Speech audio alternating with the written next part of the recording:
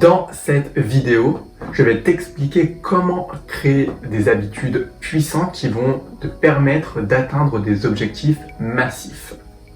Donc lorsque tu conçois de nouvelles habitudes pour toi-même, la première chose que tu dois concevoir est une façon de te souvenir de les faire, de les réaliser. Et pourtant, beaucoup de gens ne se soucient pas de ce niveau de détail. C'est donc la première raison pour laquelle ils n'ont pas les habitudes qu'ils souhaitent et qu'ils n'arrivent pas à les tenir. Alors commence par concevoir un repère pour ta nouvelle habitude.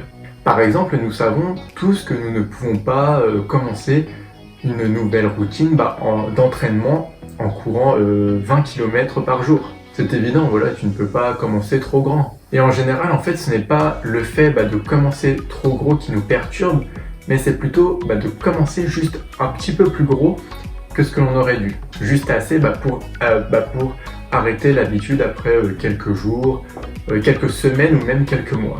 Et c'est là que les petites habitudes ou tiny habits entrent en jeu. Donc comment fonctionnent les habitudes? On acquiert des habitudes par la répétition. Donc il y avait un mythe selon lequel il fallait 21 jours pour former une nouvelle habitude. Ce qui est probablement vrai pour certaines habitudes, mais il n'y avait pas beaucoup d'études scientifiques pour soutenir en fait cette affirmation. Mais c'est pas le plus important en fait. Le plus important c'est que tu saches que tu dois la faire de façon constante, quotidiennement, et la répéter. En fait, une nouvelle habitude pour qu'elle tienne. Mais ce n'est pas aussi simple que ça a l'air. Le premier jour se passe généralement bien, peut-être même le deuxième jour, ou peut-être même la première semaine, etc. Tant que tu es encore motivé par la nouveauté de l'habitude. Mais combien de temps cela dure-t-il si tu commences trop gros? Pas longtemps, c'est évident.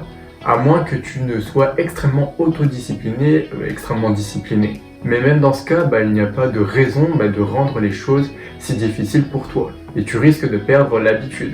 Donc pour qu'une habitude tienne, commence donc petit et augmente petit à petit, augmente lentement tes habitudes jusqu'à ce que tu sois là où tu veux être réellement. Donc commence par une toute petite habitude. Et donc comment fonctionnent les petites habitudes? Elles fonctionnent avec par exemple un petit comportement que tu fais au moins une fois par jour. Un comportement qui te prend moins de 30 secondes. Ou même un comportement qui demande peu d'effort. Et une partie du processus de création d'une habitude est la récompense. Et dans le pouvoir des habitudes, l'auteur explique que les habitudes sont composées de 3 éléments principaux. Le stimulus, qui est le déclencheur, la routine et la récompense. Donc tu auras besoin d'un élément qui va t'inciter à prendre l'habitude. Ça s'appelle l'élément déclencheur. L'habitude, donc le déclencheur. Ensuite, tu fais l'habitude que tu dois expérimenter avec une sorte de récompense. Puisqu'une petite habitude est petite, ta récompense doit l'être aussi.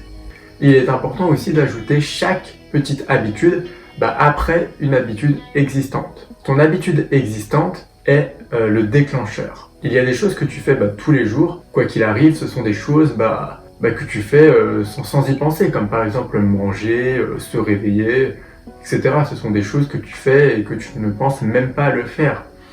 Donc voici quelques exemples ou petites habitudes combinées à des comportements existants. Par exemple, après avoir pris mon café du matin, je vais envoyer un message à mon collègue pour un dossier par exemple. Ou par exemple, après avoir franchi la porte de mon bureau, je sortirai mes vêtements de sport.